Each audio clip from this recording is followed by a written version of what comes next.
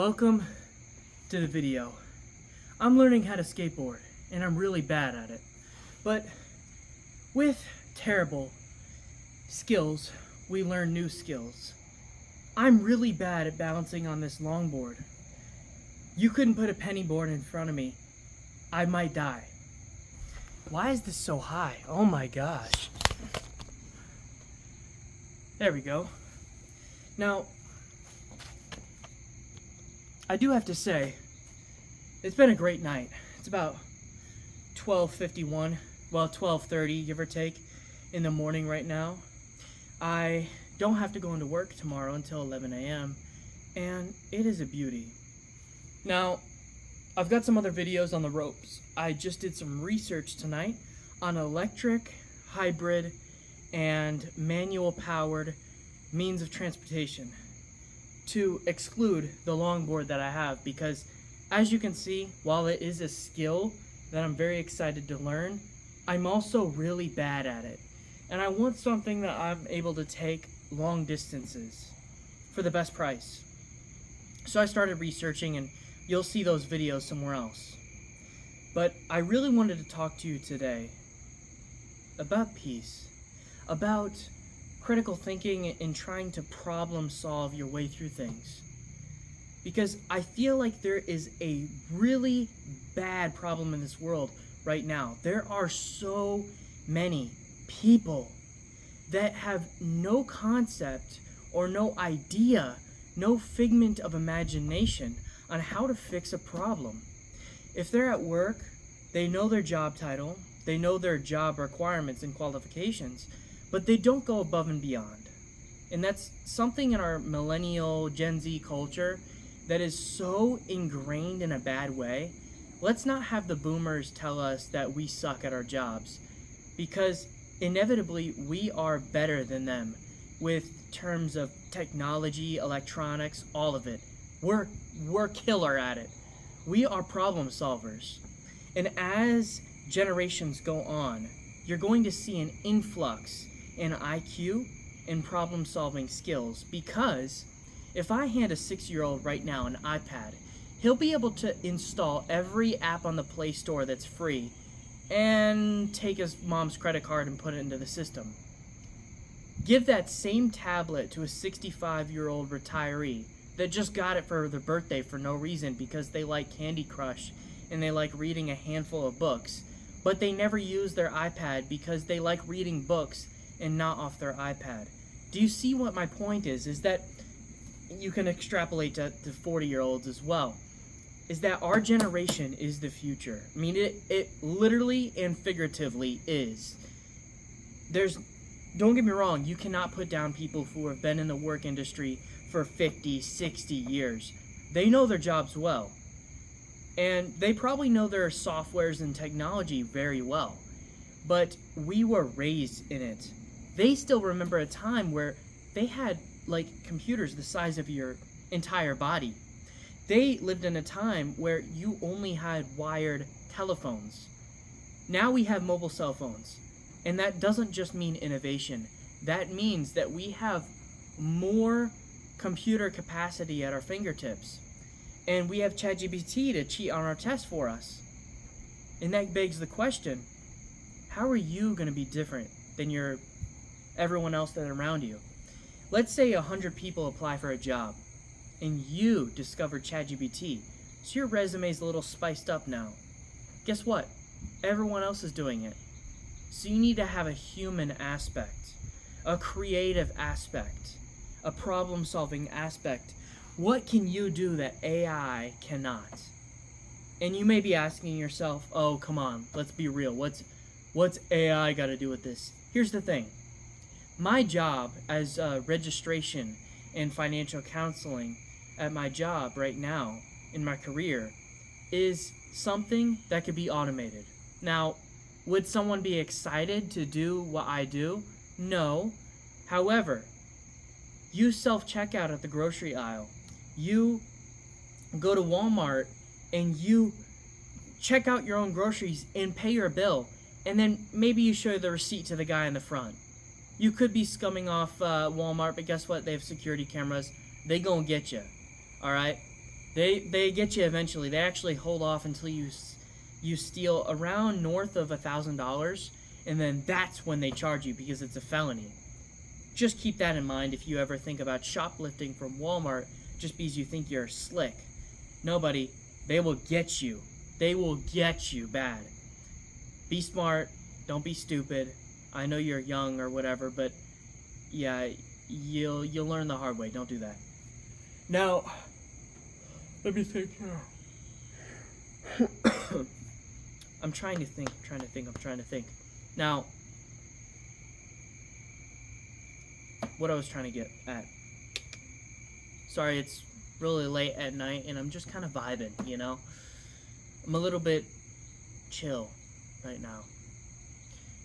I was talking about Walmart self-checkout. Boom, my job being automated in the future. Now, the only thing that I really have problems with, because most of my job, the sheer quantity of my job, probably 80% of it is just, what's your address, phone number, blah, blah, blah, blah, blah, blah. Can you sign your consent for treatment? However, if you made that dum-dum proof and you had someone that goes up to a tablet, right, or a big old white, like a flat screen, like you're at Dairy Queen or Wendy's or something, or McDonald's, and you're ordering or you're doing self-checkout at Walmart, everything is touchscreen now. You click, you click, you click. You could be stupid, but hypothetically, you should be able to do that on your own. Now, the tricky part comes to payments. Let's say you're checking in for a procedure that's $2,000, and you're like, what the heck am I supposed to do? Well, there's 4 options for you. First of all, pay it in full. Thank you. Boom, done. Right? And learn your lesson. Buy better insurance next year. Or, you know, that's part of your deductible co-insurance, is just the fact that you have a terrible insurance. If you have a $2,000 prepay for a visit or a procedure that you're doing, you have bad insurance. She should probably work on that. But the next step is, okay, let me help you out. It's a tax write-off for the hospital. We're not technically not for profit. I can get you a 20% discount. Third option, you can do a payment down today. Set up a payment plan. Fourth option, we need to get something today. I don't care if it's $100 from you out of your $2,000 bill. Just put something down saying, I tried. That's all I want. And then the fifth option is a financial assistance application that screens you for Medicaid and figures out what's your level of acuity in terms of how needing of financial assistance are you, and whether or not the hospital wants to write off your bill. And by the way, if you're filling out this application at any hospital you go to, don't lie. We have your social. They find out everything. That billing department, as much as they try to help everyone out, they don't want to give the wrong money to the wrong person that didn't need it. So be honest, because they're going to find out and they're just going to reject you. If you try to lie to them, they just won't bother. Now, that's all 5 options. All of that can be put on a screen with 1 sentence each. That's 5 sentences to read through. That's quick. That's very fast. That's very simple. It's very easy, quick, understandable.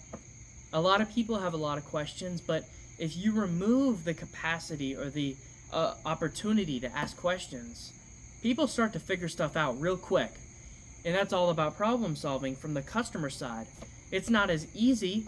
It's not as human. It's kind of disrespectful to the people that you see at your hospital or business, place of business. When I go to Walmart, I feel completely disrespected. Some guy just stole my shopping cart. I left it for 3 seconds. He just started putting his shit in it, and he just walked off. I'm like, yo, that's my cart. What are you doing? Just get a cart. It's in the front of the store when you walk in. And it's like, stuff like that. Like, when things get automated, not everyone steps up to the plate. And some people abuse the system. They'll try to steal from the store, or they'll just blatantly give up on it and be like, I need a manager, can you help me? And they're just mad about it.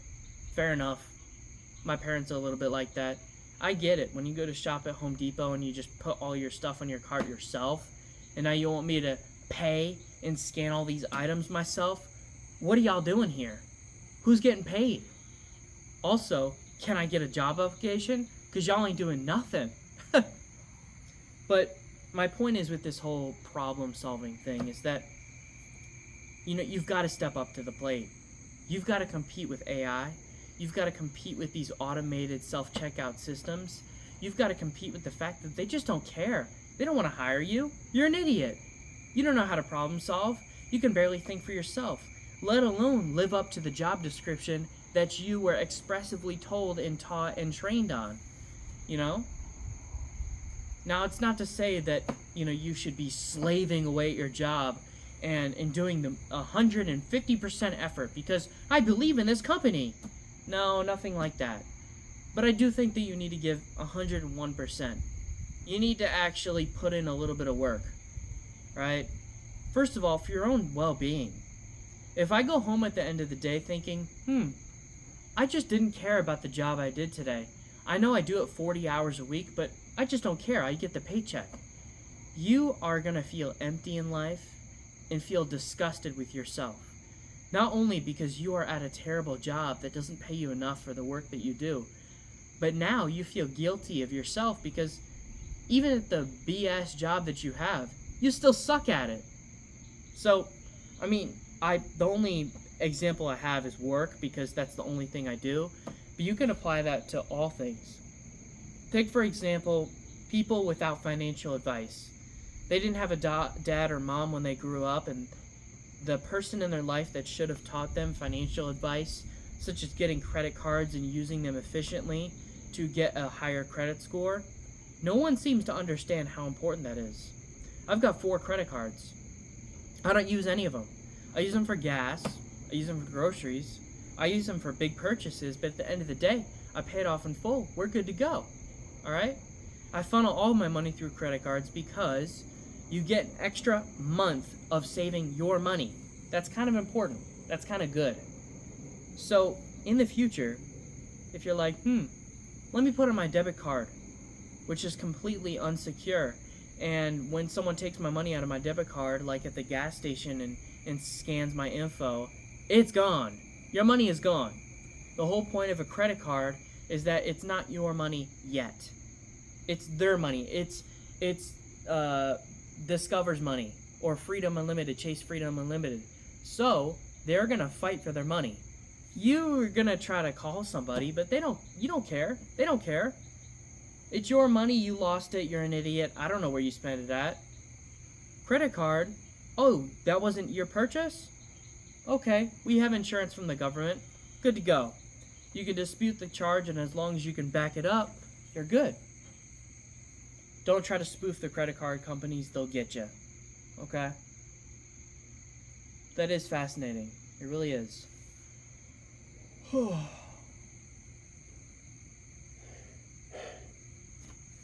Man, I'm tired. But yeah, be a problem solver. And as I was talking about earlier, I'm doing those electric skateboards and all that, and I'm trying to figure out having an electric bike in my trunk. I think that's a good addition to have in your trunk. I'm really excited to have one of those. You can pick one up for $300-400, get a bike lock, good to go. It's nice and compact. You can take it camping. You can take it wherever you want. I'm really thinking about getting one. Not only for the fitness that I want to do around here, but just imagine you go on some really long trek out and you're like, dang, I gotta get back.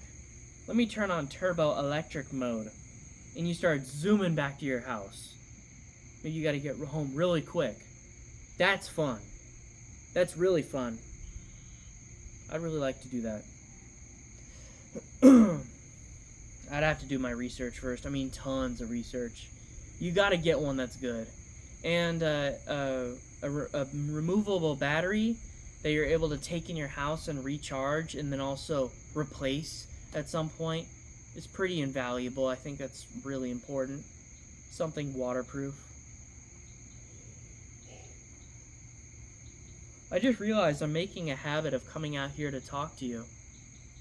I've been trying to talk to you on the way home from work, but I gotta say, not only am I tired, but also my car is so hot that it's overheating my phone, and it decided to cut out today when I had the perfect speech plan for you. 17 minutes perfectly of an amazing YouTube video put together, amazingly so. But here we are with 15 minutes of video. I guess that's okay. And I've got my other videos on backlog as well. I'm excited to see what my next obsession is tomorrow. What do you think? Stress relievers? More stimulants like nicotine or pre-workout supplements? You know, different things like that. I'm really going to go down the list on this, so stay posted, you know, because I'm going to research this. I spent 2.5 hours tonight alone just making these videos for you. And I'm very excited to see where our next step is. You know, what's our next thing? I've done this in the past, but I did research on my car that I bought. A 2024 Hyundai Elantra. Best gas mileage, perfect pricing, 25 G's down, tag title and all after negotiations. You're not going to find it any better anywhere else. I promise you it's going to be a solid car if you get one. If you have to buy brand new like me. Go to college, learn Excel, learn Google Sheets. I'm trying to learn how to, web scrape, which is basically pulling info from the internet on Google Sheets and trying to organize it in an automated way. You could get IP banned for it, but that's the fun of it. But yeah. Anyways, I gotta jump back on this music, man. I got videos to edit, videos to publish. It's really exciting stuff. And also, it's probably 12:45 now. I gotta get home. I do have to get up at 11 in the morning, but still, you know, your boy's gotta sleep eventually, right? Anyways, I'll catch you later. See ya.